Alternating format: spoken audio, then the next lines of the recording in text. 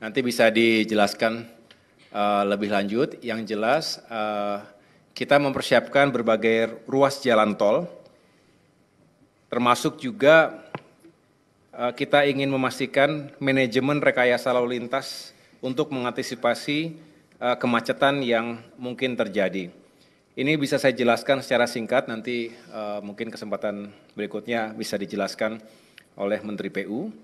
Jadi jalan tol di Pulau Jawa yang operasional itu sepanjang 1.830 km. Kemudian ada beberapa, saya ulangi, tempat istirahat dan pelayanan yang dipersiapkan itu ada 90 secara keseluruhan dan 422 gerbang tol beroperasi. Kemudian untuk mendukung kelancaran libur Natal dan Tahun Baru, yang dilakukan antara lain, yang pertama penambahan ruas tol beroperasi sepanjang 47,6 km di Pulau Jawa. Ini ada beberapa keterangannya, apakah yang di Cimanggis Cibitung, Cibitung Cilincing, Solo Yogyakarta, Serpong Balaraja, dan lain sebagainya. Kemudian ada juga yang sifatnya fungsional, jalan tol fungsional sementara. Nah ini kebetulan nanti malam kan saya akan bersama Bapak Menhub mencoba trek direct train dari Jakarta ke Yogyakarta. Kemudian keesokan harinya saya juga akan melakukan pemeriksaan bersama Menteri PU di segmen jalan tol fungsional khususnya yang menghubungkan Klaten dengan Prambanan, kurang lebih 8,6 km.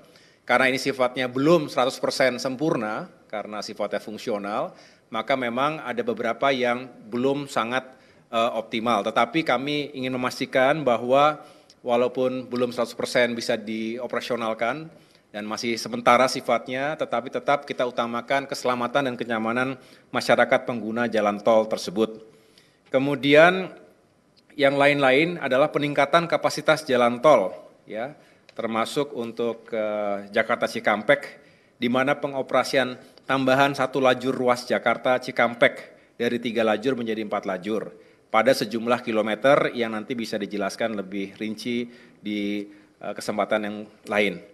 Saya pikir itu jaringan jalan nasional non tol di Indonesia juga akan terus kita persiapkan sehingga masyarakat nanti bisa traveling dengan lebih baik lagi. Cukup? Baik. Tarif perjalanan transportasi umum selain pesawat, apakah ada juga yang bisa diturunkan atau seperti apa skema untuk biaya perjalanan masyarakat nanti? Terima kasih. Ya, terkait tiket, memang beberapa saat yang lalu sudah diumumkan juga kepada publik atas upaya yang dilakukan oleh Kementerian Perhubungan dan berbagai stakeholder lainnya, karena terkait dengan tiket pesawat misalnya, ada elemen aftur yang berpengaruh secara signifikan, kemudian juga penurunan jasa ke bandar udaraan, baik yang ditanggung oleh passenger, oleh consumer, maupun oleh maskapai, termasuk jasa pengelola bandara di berbagai tempat. Dan yang terakhir tentunya terkait dengan fuel surcharge. Jadi kita bisa menurunkan kurang lebih average itu 10% untuk tiket pesawat. Sedangkan yang lain-lain saya dengar tadi untuk kereta api, untuk direct train itu bisa mendapatkan pemotongan 50%. Inilah yang sedang terus diuji. Beberapa hari yang lalu sudah diuji Jakarta Semarang dan nanti malam saya akan ikut Jakarta Yogyakarta. Mudah-mudahan juga bisa membantu masyarakat yang akan menggunakan kereta api dari Jakarta ke 2 provinsi tersebut. Baik.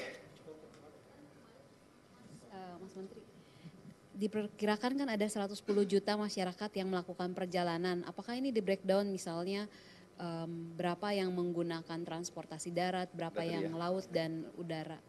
Dan antisipasinya akan seperti apa? Makasih. Sebetulnya tadi sudah dipaparkan kepada Bapak Presiden, nanti bisa diserahkan kopinya untuk datanya ya. Ada bisa diambil sebentar. Mohon.